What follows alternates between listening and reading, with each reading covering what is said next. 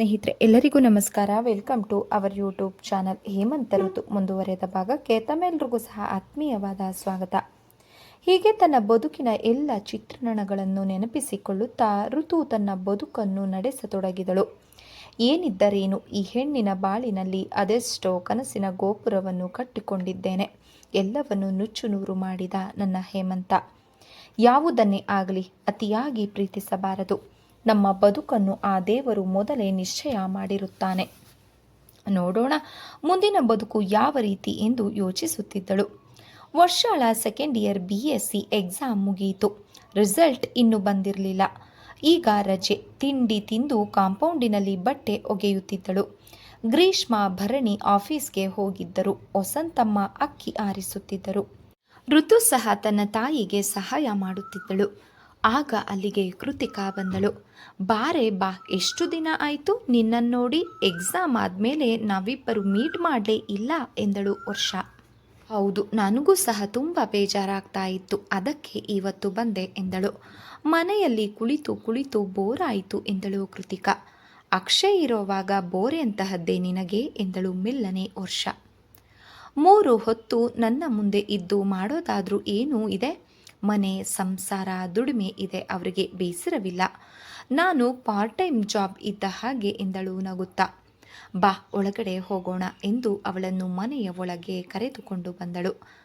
ಅಕ್ಕಿ ಆರಿಸುತ್ತಿದ್ದ ವಸಂತಮ್ಮ ಋತುರನ್ನು ನೋಡಿ ಕೃತಿಕಾ ಮುಗುಳು ನಕ್ಕಳು. ಚೆನ್ನಾಗಿದ್ದೀರಾ ಆಂಟಿ? ಚೆನ್ನಾಗಿದ್ದೀರಾ ಋತು ಅಕ್ಕ ಎಂದಳು. ನಾವೆಲ್ಲ ಚೆನ್ನಾಗಿದ್ದೀವಮ್ಮ. ರಿಸಲ್ಟ್ ಯಾವಾಗ ಎಂದರು ವಸಂತಮ್ಮ. ಹೌದು ಆಂಟಿ, ನಾವೆಲ್ಲ ತುಂಬ ಆತುರದಿಂದ ಕಾಯ್ತಾ ಇದ್ದೀವಿ. ಮುಂದಿನ ವಾರ ಆಂಟಿ ರಿಸಲ್ಟ್ ಎಂದಳು. ಋತು ಕೃತಿಕಾಳನ್ನು ನೋಡಿ ನಕ್ಕಳು.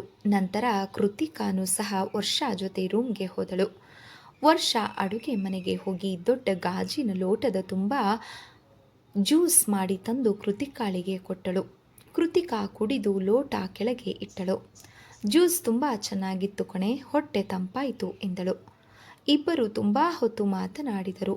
ಕಾಲೇಜಿನ ಸುದ್ದಿ, ಊರುಗಳ ಸುದ್ದಿ, ಸ್ವೀಟುಗಳ ಸುದ್ದಿ, ಪಿಕ್ಚರ್, ಹಣ್ಣುಗಳ ಸುದ್ದಿ, ಹೀಗೆ ಸಾಕಷ್ಟು ವಿಷಯಗಳನ್ನು ಇಬ್ಬರೂ ಸಹ ಕೂಲಂಕುಷವಾಗಿ ಮಾತನಾಡಿದರು. ವರ್ಷ, ನನಗೆ ಹಲಸಿನ ಹಣ್ಣು ತಿನ್ನಬೇಕು ಅಂತ ತುಂಬ ಆಸೆ ಆಗ್ತಿದೆ ಕಣೆ ಎಂದಳು ಕೃತಿಕಾ.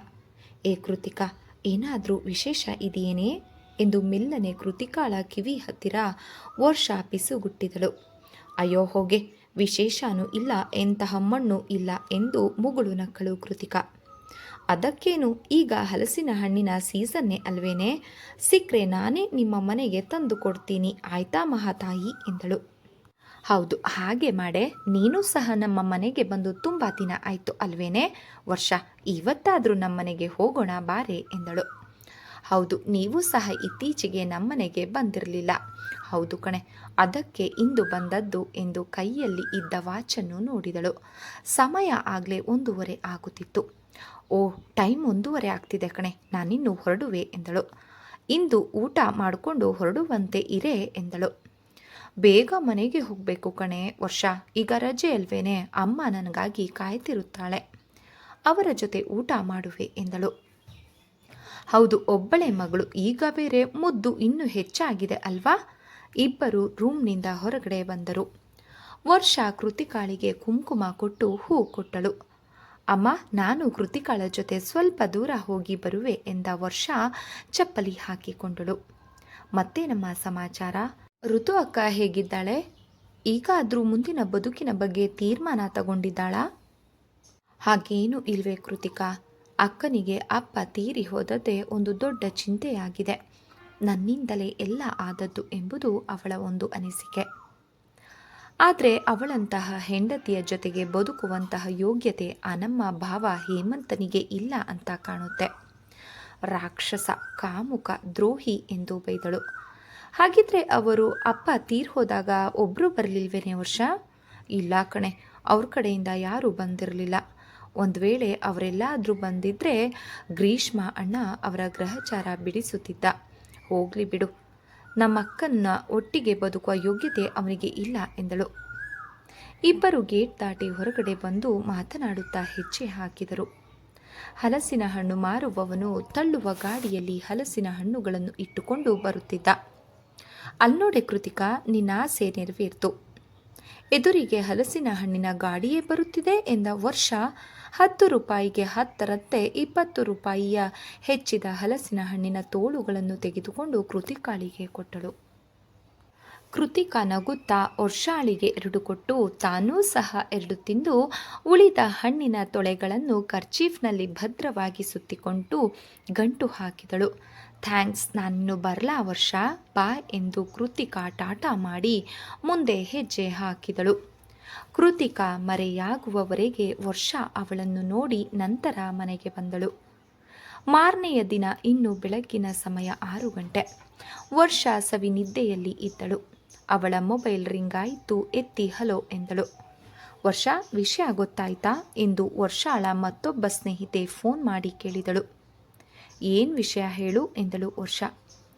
ಕೃತಿಕಾ ಫ್ಯಾನ್ಗೆ ನೇಣು ಹಾಕಿಕೊಂಡು ತೀರಿಕೊಂಡು ಬಿಟ್ಲಂತೆ ಎಂದಳು. ವಾಟ್, ಏನು ಹೇಳ್ತಿದ್ಯಾ ನೀನು? ನಿನಗೆ ಹೇಗೆ ಗೊತ್ತು? ನಮ್ಮ ಮನೆ ಅವಳ ಮನೆ ಒಂದೇ ಬೀದಿಯಲ್ಲಿ ಇರೋದು. ನಾನೀಗ ಅಲ್ಲಿಗೆ ಹೋಗುವೆ, ನೀನು ಬಾ ಎಂದು ಮೊಬೈಲ್ ಕಟ್ ಮಾಡಿದಳು. ಅಯ್ಯೋ ರಾಮ, ಎಂತಹ ಅನಾಹುತ ಮಾಡಿಕೊಂಡು ಬಿಟ್ಲು ಕೃತಿಕಾ ಎಂದುಕೊಳ್ಳುತ್ತಾ ಅವಸರದಿಂದ ಹಾಸಿಗೆಯಿಂದ ಎದ್ದು ತಾಯಿಗೆ ವಿಷಯ ತಿಳಿಸಿದಳು. ನಂತರ ಆಟೋ ಮಾಡಿಕೊಂಡು ತನ್ನ ಆಪ್ತ ಗೆಳತಿ ಕೃತಿಕಾಳ ಮನೆಗೆ ಬಂದಳು. ಮನೆಯ ಮುಂದೆ ಜನರ ಗುಂಪು ಸೇರಿತ್ತು. ಆ ಜನರ ನಡುವೆ ವರ್ಷಾಳು ಒಳಗಡೆ ಬಂದಳು. ಕೃತಿಕಾಳ ರೂಮ್ನಲ್ಲಿ ಕೃತಿಕಾಳನ್ನು ಅವಳು ಮಲಗುತ್ತಿದ್ದ ದಿವಾನ್ ಮೇಲೆ ಮಲಗಿಸಿದ್ದರು. ನೇಣು ಹಾಕಿಕೊಂಡ ಹಗ್ಗ ಕೊರಳಲ್ಲಿ ಹಾಗೇ ಇತ್ತು. ಕೃತಿಕಾಳ ತಾಯಿ ಅವಳ ಪಕ್ಕದಲ್ಲಿ ಕುಳಿತು ಅಳುತ್ತಿದ್ದರು. ಅವಳ ತಂದೆ ಕುರ್ಚಿಯಲ್ಲಿ ಕುಳಿತಿದ್ದರು. ವರ್ಷಾಳನ್ನು ನೋಡಿದ ತಕ್ಷಣ, ಬಾರಮ್ಮ ವರ್ಷ, ನಿನ್ನ ಸ್ನೇಹಿತನ ನೋಡಲು ಬಂದಿದ್ದೀಯಾ?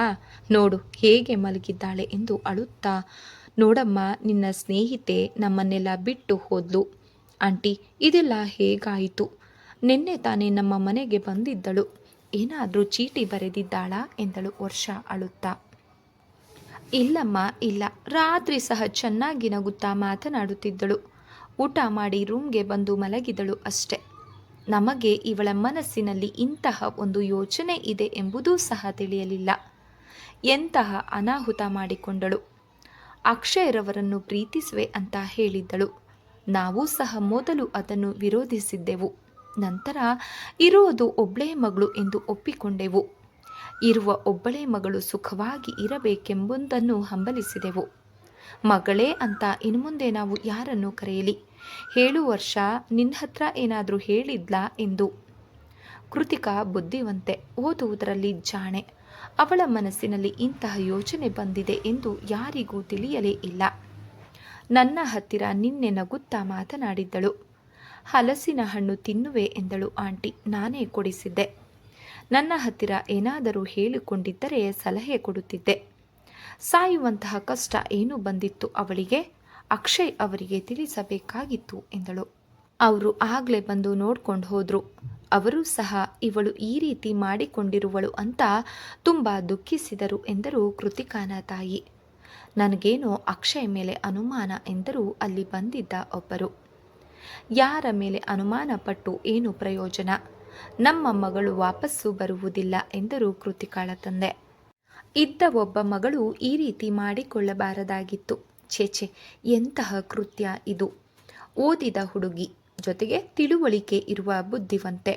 ಈ ವಯಸ್ಸಿನಲ್ಲಿ ತಂದೆ ತಾಯಿಗಳಿಗೆ ನೋವು ಕೊಟ್ಟಳು.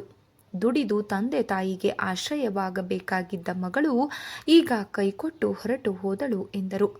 ಸದ್ಯ ನಮ್ಮನ್ನು ಸಾಕುವುದೇ ಬೇಡ, ಅವಳ ಪಾಡಿಗೆ ಅವಳು ಇದ್ದಿದ್ದರೆ ಸಾಕಾಗಿತ್ತು. ರಾತ್ರಿ ಊಟ ಮಾಡುವಾಗ ಎಂದಿಗಿಂತ ಹೆಚ್ಚಾಗಿ ಮಾತನಾಡಿದಳು. ಬೆಳಿಗ್ಗೆ ಹಾಲಿನವನು ಬಂದ. ಹಾಲಿನ ಕೂಪನ್ ಕೃತಿಕಾಳ ರೂಮ್ನಲ್ಲಿ ಇಟ್ಟಿರುತ್ತಿದ್ದೆವು. ಕೂಪನ್ ತೆಗೆದುಕೊಳ್ಳಲು ರೂಮ್ನ ಬಾಗಿಲು ತೆರೆದೆ. ಚಿಲಕ ಹಾಕಿರಲಿಲ್ಲ. ಬಾಗಿಲು ಸರಾಗವಾಗಿ ತೆರೆಯಿತು. ಫ್ಯಾನ್ಗೆ ನೇಣು ಹಾಕಿಕೊಂಡ ಕೃತಿಕಾಳ ಶವ ನೇತಾಡುತ್ತಿತ್ತು. ಕೃತಿಕಾಳ ಶವವನ್ನು ಆಸ್ಪತ್ರೆಗೆ ತೆಗೆದುಕೊಂಡು ಹೋಗಿ ಪೋಸ್ಟ್ ಮಾರ್ಟಮ್ ಮಾಡಿ ದೇಹವನ್ನು ಮೂಟೆ ಕಟ್ಟಿದ್ದರು. ಅವಳನ್ನು ಪುನಃ ಮನೆಗೆ ತಂದು ಚಿತೆಯ ಮೇಲೆ ಮಲಗಿಸಿದರು. ಕೃತಿಕಾಳ ಶವಕ್ಕೆ ಕುಂಕುಮ ಹಚ್ಚಿ ಹೂವಿನ ಹಾರ ಹಾಕಿದರು. ಕೃತಿಕಾಳ ತಾಯಿ ಜೋರಾಗಿ ಅಳುತ್ತಿದ್ದರು. 21 ವರ್ಷ ಸಾಕಿ ಸಲುಹಿದ ಆ ಕೈಯಲ್ಲಿ ಇಂದು ಅವರಿಗೆ ಅದನ್ನು ತೆಗೆದುಕೊಳ್ಳುವಂತಹ ಶಕ್ತಿ ಇರಲಿಲ್ಲ. ಒಂದು ವಯಸ್ಸಿಗೆ ಬರುವ ತನಕ ತಂದೆ ತಾಯಿ ನಮ್ಮನ್ನು ಸಾಕುತ್ತಾರೆ. ಅವರಿಗೆ ನಾವು ಬೆಂಬಲವಾಗಿ ಇರುವ ವಯಸ್ಸಿನಲ್ಲಿ ನಾವೇ ಹೀಗೆ ಮಾಡಿಕೊಂಡರೆ ನಮ್ಮ ತಂದೆ ತಾಯಿಯ ಗತಿ ಏನು? ಹೀಗೆ ವರ್ಷಾಳ ಮನಸ್ಸು ಮರುಗಿತು. ವರ್ಷ ಅವರ ಕೈ ಹಿಡಿದಳು. ಮಾತು ಹೊರಡದೆ ಧ್ವನಿ ಗದ್ಗದವಾಯಿತು. ಅಯ್ಯೋ, ನನ್ನ ಮಗಳು ನನಗೆ ಬೇಕಂಡ್ರಪ್ಪ ಎಂದು ಆಕೆ ಬಡಿದುಕೊಳ್ಳುತ್ತಿದ್ದರು. 4 ಜನ ಚಿತೆಯನ್ನು ಹೊತ್ತರು. ಸ್ಮಶಾನದ ಕಡೆ ಹೊರಟರು. ಆಕೆ ಗೆಳತಿಗೆ ಅಂತಿಮ ನಮನ ಸಲ್ಲಿಸಿ ವರ್ಷ ಮನೆಗೆ ಬಂದಳು. ಆ ಅಂತಿಮ ನಮನ ಸಲ್ಲಿಸುವಾಗ ವರ್ಷಾಳ ಮನಸ್ಸಿಗೆ ತುಂಬ ನೋವುಂಟಾಯಿತು. ಅದೆಷ್ಟು ಪ್ರೀತಿ ವಿಶ್ವಾಸದಿಂದ ಎಲ್ಲ ವಿಷಯಗಳನ್ನು ನನ್ನ ಜೊತೆಗೆ ಹಂಚಿಕೊಳ್ಳುತ್ತಿದ್ದೆ ಕೃತಿಕಾ. ಆದರೆ ನೀನು ಈ ಒಂದು ಡಿಸಿಷನ್ ತೆಗೆದುಕೊಳ್ಳುವಾಗ ನಿನಗೆ ನಿನ್ನ ತಂದೆ ತಾಯಿ, ಈ ನತದೃಷ್ಟ ಸ್ನೇಹಿತೆ ನೆನಪಾಗಲಿಲ್ವಾ? ಹೀಗೆ ಹುಚ್ಚು ಮನಸ್ಸು ಮರುಗುತ್ತಿತ್ತು. ಇದಕ್ಕೆಲ್ಲ ಕಾರಣ ಅಕ್ಷಯ್ ಇರಬಹುದಾ? ಹೇಗೆ ಇನ್ನೊಬ್ಬರ ಮೇಲೆ ಅನುಮಾನ ಪಡಲಿ? ಇವಳು ಇದ್ದು ಜಯಿಸಬೇಕಾಗಿತ್ತು. ಸತ್ತ ಮೇಲೆ ನಾವು ಯಾರಿಗೆ ಕಾರಣ ಕೇಳಲಿ? ಯಾರಿಗೆ ಇದರ ರಹಸ್ಯದ ಬಗ್ಗೆ ತಿಳಿಸಲಿ ಎಂದು ಯೋಚಿಸುತ್ತಿದ್ದಳು. ನಂತರ ಮನೆಗೆ ಬಂದವಳೆ ವರ್ಷ ವಿಭವ್ಗೆ ಫೋನ್ ಮಾಡಿ ಕೃತಿಕಾಳ ವಿಷಯ ತಿಳಿಸಿದಳು. ವರ್ಷ, ಏನು ಹೇಳ್ತಿದ್ದೀಯಾ ನೀನು? ಇದು ನಿಜಾನಾ? ಹೌದು ವಿಭವ್, ಕೃತಿಕಾ ಹ್ಯಾಂಗಿಂಗ್ ಮಾಡ್ಕೊಂಡ್ಲಾ? ಛೆಛೆ, ಎಂತಹ ಅನಾಹುತ! ಹೀಗಾಗಬಾರ್ದಾಗಿತ್ತು. ನೀನು ಧೈರ್ಯವಾಗಿರು ಎಂದು ವಿಭವ್ ವರ್ಷಾಳಿಗೆ ಸಮಾಧಾನ ಹೇಳಿದ. ನಂತರ ಮೊಬೈಲ್ ಕಟ್ ಮಾಡಿದ. ಕಾಲೇಜ್ ಪ್ರಾರಂಭವಾಯಿತು. ಮತ್ತೆ ಯಾಂತ್ರಿಕ ಜೀವನ. ಸೆಕೆಂಡ್ ಇಯರ್ BSc ರಿಸಲ್ಟ್ ಬಂದಿತ್ತು. ವರ್ಷ ಫಸ್ಟ್ ಕ್ಲಾಸಿನಲ್ಲಿ ಪಾಸಾಗಿದ್ದಳು. ಜೊತೆಗೆ ತನ್ನ ಜೀವದ ಸ್ನೇಹಿತೆಯೂ ಸಹ ಫಸ್ಟ್ ಕ್ಲಾಸಿನಲ್ಲೇ ಪಾಸಾಗಿದ್ದಳು. ತಂದೆಯ ನೆನಪು ಹೃದಯದಲ್ಲಿ ಇನ್ನೂ ಹಸಿಯಾಗಿರುವಾಗಲೇ ಆಪ್ತ ಗೆಳತಿಯ ಸಾವು. ಕೃತಿಕಾಳ 4 ವರ್ಷಗಳ ಅಚ್ಚಳಿಯದ ಸ್ನೇಹ ಪದೇ ಪದೇ ನೆನಪಾಗುತ್ತಿತ್ತು. ಈಗ ವರ್ಷ ಒಬ್ಬಳೇ ಕಾಲೇಜಿಗೆ ಹೋಗಿ ಬರುತ್ತಿದ್ದಳು. ತನ್ನ ಮನೆಯಿಂದ ಹೊರಟ ಮೇಲೆ 2ನೇ ಕ್ರಾಸ್ನಲ್ಲಿ ಕೃತಿಕಾ ದಿನವೂ ಜೊತೆಯಾಗುತ್ತಿದ್ದಳು. ಪ್ರತಿದಿನ ಎಂದಿನಂತೆ ಯಾಂತ್ರಿಕವಾಗಿ ವರ್ಷ ಆ ಕಡೆ ನೋಡುತ್ತಿದ್ದಳು. ಆದರೆ ಅಲ್ಲಿ ಆಕೆಗೆ ಕೃತಿಕಾ ಕಾಣುತ್ತಿರಲಿಲ್ಲ. ನಿರಾಶೆಯಿಂದ ಕಾಲೇಜಿನ ಕಡೆ ಹೆಜ್ಜೆ ಹಾಕುತ್ತಿದ್ದಳು. ಆದರೆ ಮನಸ್ಸಿನಲ್ಲಿ ಸಾಕಷ್ಟು ವೇದನೆ ತುಂಬಿರುತ್ತಿತ್ತು. ತನ್ನ ದುಃಖವನ್ನೆಲ್ಲ ವಿಭವ್ನ ಜೊತೆ ಹಂಚಿಕೊಳ್ಳಲು ಅವನ ಬರುವಿಕೆಗಾಗಿ ಕಾಯುತ್ತಿದ್ದಳು ವರ್ಷ. ಆ ದಿನ ಭಾನುವಾರ. ವಿಭವ್ ಬರುತ್ತೇನೆ ಎಂದು ಫೋನ್ ಮಾಡಿ ತಿಳಿಸಿದ್ದ. ದೈನಂದಿನ ಕೆಲಸಗಳನ್ನು ಪೂರೈಸಿಕೊಂಡು ಗೌರೀಶಂಕರ ದೇವಸ್ಥಾನದ ಹತ್ತಿರ ಬಂದಳು. ಅಲ್ಲಿ ವಿಭವ್ ವರ್ಷಾಳಿಗಾಗಿ ಕಾಯುತ್ತಿದ್ದ. ಹಲೋ ವರ್ಷ ಎಂದು ವಿಭವ್ ಮುಗುಳು ನಕ್ಕ. ಇಲ್ಲಿ ತುಂಬ ಬಿಸಿಲಿದೆ, ಪಾರ್ಕಿಗೆ ಹೋಗೋಣ ಎಂದಳು ವರ್ಷ. ಇಬ್ಬರೂ ಸಹ ಹತ್ತಿರದ ಪಾರ್ಕಿಗೆ ಬಂದರು.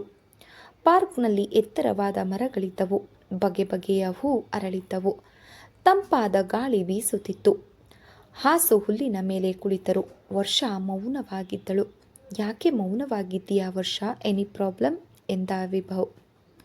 ವರ್ಷಾಳ ಕಣ್ಣಿಂದ ಕಣ್ಣೀರು ಕೆನ್ನೆ ಮೇಲೆ ಉರುಳಿತು. ಕೃತಿಕಾ ಹೀಗೆ ಮಾಡಿಕೊಳ್ಳುತ್ತಾಳೆ ಎಂದುಕೊಂಡಿರಲಿಲ್ಲ ಎಂದಳು ವರ್ಷ. ಪ್ರೀತಿಸಬಾರ್ದು, ಪ್ರೀತಿಸಿದ ಮೇಲೆ ಏನೇ ಕಷ್ಟ ಬಂದರೂ ಅದನ್ನು ಅನುಸರಿಸಿಕೊಂಡು ಹೋಗಬೇಕು. ಅವಳ ಜೀವನದಲ್ಲಿ ಮಧ್ಯೆ ಬಂದ ವ್ಯಕ್ತಿಗೋಸ್ಕರ ಇಷ್ಟು ವರ್ಷ ಸಾಕಿ ಬೆಳೆಸಿದ ತಂದೆ ತಾಯಿಯನ್ನೇ ಬಿಟ್ಟು ಹೊರಟು ಹೋದಳು. ಅವರಿಗೆ ಇನ್ನು ಯಾರು ದಿಕ್ಕು? ಅದೆಷ್ಟೋ ಕನಸಿನ ಗೋಪುರವನ್ನು ಕಟ್ಟಿಕೊಂಡಿರುತ್ತಾರೆ, ಸಾಕುತ್ತಾರೆ ಎಂಬ ಮಹದಾಸೆ ಹೊಂದಿರುತ್ತಾರೆ. ಎಲ್ಲವೂ ಗಾಳಿ ಗೋಪುರ. ಹೌದು, ದಿನ ಫೋನ್ ಮಾಡಿದಾಗ ನಾನು ತುಂಬ ಬ್ಯುಸಿ ಇದ್ದೆ. ಹೆಚ್ಚಿಗೆ ಮಾತನಾಡಲು ಸಾಧ್ಯವಾಗಲಿಲ್ಲ. ಕೃತಿಕಾ ಯಾಕೆ ಹ್ಯಾಂಗಿಂಗ್ ಮಾಡಿಕೊಂಡ್ಲು ಗೊತ್ತಿಲ್ಲ ವಿಭವ್. ಅವಳು ಸಾವೇ ಒಂಥರ ನಿಗೂಢ. ಯಾರ ಹತ್ತಿರ ಏನೂ ಹೇಳಿಕೊಳ್ಳಲಿಲ್ಲ. ಏನಾದರೂ ಹೇಳ್ಕೊಂಡಿದ್ರೆ ಪರಿಹಾರ ಸೂಚಿಸಬಹುದಾಗಿತ್ತು. ಒಟ್ಟಿನಲ್ಲಿ ಆಪ್ತ ಗೆಳತಿ ದೂರವಾದಳು. ಸದಾ ನನಗೆ ನೆನಪಿಗೆ ಬರುತ್ತಾಳೆ. ತಂದೆಯ ನೆನಪು ಇನ್ನೂ ಹಸಿಯಾಗಿರುವಾಗಲೇ ಗೆಳತಿಯ ಸಾವು. ನಾನು ಅದೆಂತಹ ನತದೃಷ್ಟೆ ಅಲ್ವಾ ವಿಭವ್ ಎಂದು ಕಣ್ಣೀರು ಇಟ್ಟಳು. ಅಳ್ಬೇಡ ವರ್ಷ, ನನಗೇಕೋ ಆ ಅಕ್ಷಯ್ ಮೇಲೆ ಅನುಮಾನ ಎಂದನು. ನನಗೂ ಸಹ ಮೊದಲಿಗೆ ಹಾಗೆ ಅನಿಸಿತ್ತು. ಆದರೆ ಅವರು ಸಹ ಅವಳನ್ನು ನೋಡಲಿಕ್ಕೆ ಬಂದಿದ್ರಂತೆ. ತುಂಬ ದುಃಖಿಸಿದ್ರಂತೆ. ಇದನ್ನು ನನಗೆ ಕೃತಿಕಾಳ ತಾಯಿ ಹೇಳಿದರು. ಅವಳ ಮದುವೆಗೆ ಈಗ ಯಾರ ವಿರೋಧವೂ ಇರಲಿಲ್ಲ. ಆದರೆ ಅಕ್ಷಯವರ ಮೊದಲ ಹೆಂಡತಿ? ಹೌದು, ಅವರ ಮೊದಲ ಹೆಂಡತಿಗೆ ಅನ್ಯಾಯ ಮಾಡುತ್ತಿರುವ ಅವರ ಪ್ರೀತಿ, ಮಕ್ಕಳ ಪ್ರೀತಿಯನ್ನು ನಾನು ಕಸಿದುಕೊಳ್ಳುತ್ತಿರುವೆ ಅಂತ ಒಮ್ಮೆ ಹೇಳಿದ್ದಳು. ಅದೇ ಯೋಚನೆ ಅವಳನ್ನು ಭೂತವಾಗಿ ಕಾಡಿರಬೇಕು. ಅದೇ ಕೊರಗಿನಿಂದ ಯೋಚಿಸಿ ಪರಿಹಾರ ಕಾಣದೆ ಆತ್ಮಹತ್ಯೆಯಲ್ಲಿ ಪರಿಹಾರ ಕಂಡುಕೊಂಡಳು. ಒಬ್ಬಳೇ ಮಗಳು. ಅವಳ ತಂದೆ ತಾಯಿಗಳಿಗೆ ಈ ನೋವನ್ನು ಮರೆಯಲು ಇಂದಿಗೂ ಸಾಧ್ಯವಿಲ್ಲ. ಕೃತಿಕಾಳಿಗೆ ಸಾವು ಪರಿಹಾರ ಆಗಿರಲಿಲ್ಲ. ಅಕ್ಷಯರನ್ನು ಮರೆತು ಬೇರೆಯವರೊಂದಿಗೆ ಬಾಳಬಹುದಾಗಿತ್ತು. ಒಂದು ಕ್ಷಣ ಅವರ ತಂದೆ ತಾಯಿಯ ಬಗ್ಗೆ ಆಕೆ ಯೋಚಿಸಬೇಕಾಗಿತ್ತು. ಆ ಹೆತ್ತ ಕರುಳು ಎಷ್ಟು ನೋವನ್ನು ಈಗ ಅನುಭವಿಸುತ್ತಿರಬಹುದು. ಅವಳು ಒಂದೇ ಒಂದ್ಸಲ ಅವರ ತಂದೆ ತಾಯಿ ಬಗ್ಗೆ ಯೋಚನೆ ಮಾಡಿದರೆ ಖಂಡಿತ ಈ ತೀರ್ಮಾನ ತೆಗೆದುಕೊಳ್ಳುತ್ತಿರಲಿಲ್ಲ. ಆ ದಂಪತಿಗಳು ಮಗಳನ್ನು ಕಳೆದುಕೊಂಡು ಜೀವನ ಪರ್ಯಂತ ಒಂಟಿಯಾಗಿ ನೋವು ಅನುಭವಿಸುತ್ತಾರೆ. ಅವರ ಮನಸ್ಸು ತುಂಬ ಸೂಕ್ಷ್ಮ. ಆ ಮನಸ್ಸನ್ನು ಬೇಜಾರು ಮಾಡಬಾರ್ದಾಗಿತ್ತು. ಈ ವಯಸ್ಸಿನಲ್ಲಿ ಎಲ್ಲವೂ ಕಾಮನ್. ಆದರೆ ಎಲ್ಲದಕ್ಕೂ ಸಾವೇ ಪರಿಹಾರ ಅಲ್ಲ. ಒಂದು ಸಮಸ್ಯೆ ಇದೆ ಎಂದ ಮೇಲೆ ಆ ಸಮಸ್ಯೆಗೆ ಪರಿಹಾರವೂ ಸಹ ಇದ್ದೇ ಇರುತ್ತದೆ. ಎಲ್ಲವನ್ನು ನಮ್ಮ ಕಂಟ್ರೋಲ್ನಲ್ಲಿ ಇಟ್ಟುಕೊಂಡಿರಬೇಕು ಎಂದಳು. ನನ್ನ ಅಕ್ಕ ಋತು ಸಹ ಆತ್ಮಹತ್ಯೆಗೆ ಯತ್ನಿಸಿದ್ದಳು. Sleeping tablet ತೆಗೆದುಕೊಂಡಿದ್ದಳು. ಸದ್ಯ ದೇವರ ದಯೆ ಬದುಕು ಉಳಿದಳು. ನಮಗೆ ಒಂದರ ಹಿಂದೆ ಒಂದರಂತೆ ಆಘಾತಗಳು. ತಂದೆಯವರು ತೀರಿಕೊಂಡರು. ಅವರ ನೆನಪು ಇನ್ನು ಸದಾ ಕಾಡುತ್ತಿದೆ. ಅವರು ಮಲಗುತ್ತಿದ್ದ ಜಾಗ, ಹಾಸಿಗೆ, ಉಪಯೋಗಿಸುತ್ತಿದ್ದ ಬಟ್ಟೆ ಪ್ರತಿಯೊಂದನ್ನೂ ನೋಡಿದಾಗಲೆಲ್ಲ ನೆನಪಾಗುತ್ತಾರೆ. ನಮ್ಮ ಅಮ್ಮ ಸಹ ಇತ್ತೀಚೆಗೆ ತುಂಬ ನೊಂದಿಕೊಂಡಿದ್ದಾರೆ. ಅಪ್ಪನ ನೆನಪು, ಅಕ್ಕನ ಚಿಂತೆ, ಈಗ ಈ ಕೃತಿಕಾಳ ಸಾವು ಎಲ್ಲ ನೆನಪಿಸಿಕೊಂಡರೆ ತುಂಬ ಬೇಸರವಾಗುತ್ತದೆ ವಿಭವ್ ಎಂದಳು.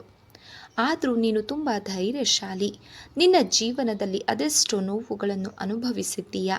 ಆದರೂ ಸಹ ನಿನಗೆ ಒಂದು ಸೆಲ್ಯೂಟ್ ಹೊಡೆಯಲೇಬೇಕು. ಏಕೆಂದರೆ ಆ ಎಲ್ಲ ನೋವನ್ನು ನುಂಗಿ ಒಬ್ಬ ಧೈರ್ಯಶಾಲಿ ಯುವಕ ಆಗಿದ್ದೀಯಾ ಅದಕ್ಕೆ ಎಂದಳು. ನಿನ್ನ ಅಕ್ಕನಿಗೆ ನೀನು ಧೈರ್ಯ ಹೇಳು. ಒಂಟಿಯಾಗಿ ಅವರನ್ನು ಎಂದಿಗೂ ಬಿಡಬೇಡ. ನೀನಾದರೂ ಕಾಲೇಜ್ಗೆ ಹೋಗ್ತೀಯಾ, ಅಣ್ಣ ಅತ್ತಿಗೆ ಡ್ಯೂಟಿಗೆ ಹೋಗ್ತಾರೆ. ಅಂತಹ ಸಮಯದಲ್ಲಿ ಋತು ಅವರಿಗೆ ಯೋಚನೆ ಬರುವುದು ಸಹಜ. ಆದ್ದರಿಂದ ಏನಾದರೂ ಕೆಲಸ ಮಾಡಲು ಸೂಚಿಸು ಅವರಿಗೆ ಯಾವುದರಲ್ಲಿ ಆಸಕ್ತಿ ಇದೆಯೋ ಅದನ್ನು ಅವರು ಮಾಡಲಿ. ಕೃತಿಕಾಳ ಬಗ್ಗೆ ನೀನು ಹೆಚ್ಚಿಗೆ ಯೋಚಿಸಬೇಡ. ಮದುವೆ ಇಲ್ಲ, ಮಕ್ಕಳಿಲ್ಲ. ಈ ರೀತಿಯಾಗಿ ಅವಳ ಸಾವು ಬರೆದಿತ್ತು. ಅದನ್ನು ತಪ್ಪಿಸಲು ಯಾರಿಂದಲೂ ಸಾಧ್ಯವಿಲ್ಲ. ಅದೇ ಬ್ರಹ್ಮಲಿಖಿತ ಎನ್ನುವುದು. ನಾವು ಊರಿಗೆ ಹೋದವರು ಹೇಗೆ ವಾಪಸ್ ಬರುತ್ತೇವೆಯೋ ಹಾಗೆ ಒಂದಲ್ಲ ಒಂದು ದಿನ ವಾಪಸ್ ಹೋಗಲೇಬೇಕು. ನಮ್ಮ ರಿಟರ್ನ್ ಟಿಕೆಟ್ ಆಗಲೇ ಬುಕ್ ಆಗಿರುತ್ತದೆ. ಕೆಲವರು ಬೇಗ ಹೊರಡುತ್ತಾರೆ, ಕೆಲವರು ಲೇಟಾಗಿ ಹೋಗುತ್ತಾರೆ. ನೀವು ತುಂಬ ಧೈರ್ಯವಂತರು ವಿಭವ್. ನಾನು ನಿಜ ಹೇಳಬೇಕಂದ್ರೆ ಧೈರ್ಯವಂತನಲ್ಲ. ಕತ್ತಲಿಗೆ ಹೆದರುತ್ತಿದ್ದೆ. ಆದರೆ ಬದುಕು ಭಯ ಹೋಗುವ, ಧೈರ್ಯ ಬರುವ ಪಾಠವನ್ನು ಕಲಿಸುತ್ತದೆ ಎಂದು ವಾಚ್ ನೋಡಿಕೊಂಡ ಸಮಯ 3 ಗಂಟೆ ಆಗುತ್ತಿತ್ತು. ಆಗಲೇ 3 ಗಂಟೆ. ನಾನಿನ್ನೂ ಒಬ್ಬ ಫ್ರೆಂಡನ್ನು ಮೀಟ್ ಮಾಡಬೇಕು. ನಮ್ಮ ಮನೆಯ ಕಡೆ ಹೋಗಬೇಕು. ವರ್ಷ ಹೊರಡೋಣವಾ ಎಂದ. ಹಾಗೆ ಹೋಗುತ್ತಾ ದಾರಿಯಲ್ಲಿ ಯಾವುದಾದ್ರೂ ಒಳ್ಳೆಯ ಹೋಟೆಲ್ನಲ್ಲಿ ಊಟ ಮಾಡಿಕೊಂಡು ಹೋಗೋಣ ಬಾ ಎಂದ. ವರ್ಷ ಮರು ಮಾತನಾಡದೆ ಎದ್ದಳು. ಇಬ್ಬರು ಹೋಟೆಲ್ನ ಕಡೆ ಹೆಜ್ಜೆ ಹಾಕಿದರು. ಭರಣಿಗೆ ಈಗ 9ನೆಯ ತಿಂಗಳು. ಡೆಲಿವರಿಗೆ ತವರಿಗೆ ಹೋದಳು. ತವರಿಗೆ ಹೋದ 1 ವಾರಕ್ಕೆ ಭರಣಿಗೆ ಗಂಡು ಮಗು ಜನಿಸಿತು. ಮಗುವಿಗೆ ಶರತ್ ರವರ ಹೆಸರನ್ನೇ ಇಡಬೇಕು ಎಂದು ಎಲ್ಲರ ಆಸೆ ಆಗಿತ್ತು. ಆದ್ದರಿಂದ ಮಗುವಿಗೆ ಶರತ್ ಎಂದು ಕರೆದರು. ವರ್ಷ ತುಂಬಿರದ ಕಾರಣ ಶುಭ ಕಾರ್ಯ ಇರಲಿಲ್ಲ. ಆದ್ದರಿಂದ ನಾಮಕರಣ ಮಾಡಲಿಲ್ಲ. ದೇವಸ್ಥಾನಕ್ಕೆ ಹೋಗಿ ಬಂದರು. 3 ತಿಂಗಳು ತುಂಬುವಾಗ ತೊಟ್ಟಿಲು ಮಗುವಿನೊಂದಿಗೆ ಭರಣಿ ಗಂಡನ ಮನೆಗೆ ಬಂದಳು. ಮತ್ತೆರಡು ದಿನ ಕಳೆದಾಗ ಭರಣಿ ಡ್ಯೂಟಿಗೆ ಹೋಗಲು ಆರಂಭಿಸಿದ್ದಳು. ಭರಣಿ ಡ್ಯೂಟಿಗೆ ಹೋಗುತ್ತಿದ್ದರಿಂದ ಮಗುವನ್ನು ವಸಂತಮ್ಮ ಋತು ನೋಡಿಕೊಳ್ಳುತ್ತಿದ್ದರು. ಮಗು ಶರತ್ ತುಂಬ ಮುದ್ದಾಗಿದ್ದು ವಸಂತಮ್ಮ ಸ್ನಾನ ಮಾಡಿಸುತ್ತಿದ್ದರು. ಋತು ಮಗುವಿಗೆ ಸಾಂಬ್ರಾಣಿ ಹೊಗೆ ಹಾಕಿ ಪೌಡರ್ ಹಚ್ಚಿ ಹಣೆಗೂ ಕೆನ್ನೆಗೂ ಕಪ್ಪು ದೃಷ್ಟಿ ಬೊಟ್ಟು ಹಚ್ಚಿ ಬಟ್ಟೆ ಹಾಕುತ್ತಿದ್ದಳು. ಶರತ್ನನ್ನು ಅಪ್ಪಿ ಮುದ್ದಿಸುವಾಗ ಕಿಲಕಿಲ ಎಂದು ನಗುತ್ತಿದ್ದ. ಆಗಾಗ ಆಕೆಗೆ ಎಂತಹದ್ದೋ ಪುಳಕ. ನನಗೂ ಸಹ ಇಂತಹದೊಂದು ಮಗು ಇದ್ದಿದ್ದರೆ ಎಂದು ಎಷ್ಟೋ ಬಾರಿ ಅನ್ನಿಸುತ್ತಿತ್ತು ಆಕೆಗೆ. ಈ ಒಂದು ಮಗು ಇದ್ದಿದ್ದರೆ ನನ್ನ ಬದುಕು ಹೀಗಾಗುತ್ತಿರಲಿಲ್ಲ. ಹೇಮಂತ್ ಮಗುವಿಗೋಸ್ಕರ ಹಾತೊರೆಯುತ್ತಿದ್ದರು. ಇಂತಹ ಸಮಯದಲ್ಲಿ ಹೇಮಂತ್ ರವರಿಂದ ಡಿವೋರ್ಸ್ ನೋಟಿಸ್ ಕಳುಹಿಸಿತ್ತು. 2 ಬಾರಿ ಕೋರ್ಟ್ಗೆ ಹೋಗಿ ಬಂದಳು. ಕೇಸನ್ನು ಮುಂದೂಡಲಾಗಿದೆ ಎಂದು ಜಡ್ಜ್ ಹೇಳಿದ್ದರು. ಋತು ಗಂಡನನ್ನು ಬಿಟ್ಟವಳು ಎಂದು ನೆಂಟರು, ಬಂಧು ಬಳಗ, ಅಕ್ಕಪಕ್ಕದ ಜನ ಆಡಿಕೊಳ್ಳುತ್ತಿದ್ದರು. ಹೊರಗಡೆ ಹೋದಾಗ ದಾರಿಯಲ್ಲಿ ಸಿಕ್ಕ ಪರಿಚಿತರು ವಿಚಿತ್ರವಾಗಿ ಋತುವನ್ನು ನೋಡುತ್ತಿದ್ದರು. ಇನ್ನು ತನ್ನ ಬಾಳೆಲ್ಲ ಇಷ್ಟೇ ಎಂದು ದೃಢ ನಿರ್ಧಾರ ಮಾಡಿಕೊಂಡರೂ ಹೇಮಂತನ ನೆನಪು ಆಕೆಗೆ ಪದೇ ಪದೇ ಕಾಡುತ್ತಿತ್ತು. ಸ್ನೇಹಿತರೆ, ಈ ಒಂದು ಕಾದಂಬರಿ ತಮಗೆ ಇಷ್ಟ ಆದರೆ ದಯವಿಟ್ಟು ಲೈಕ್ ಮಾಡಿ, ಸಬ್ಸ್ಕ್ರೈಬ್ ಮಾಡಿ, ಸಪೋರ್ಟ್ ಮಾಡಿ ಫ್ರೆಂಡ್ಸ್. ಧನ್ಯವಾದಗಳು. ನಮಸ್ಕಾರ.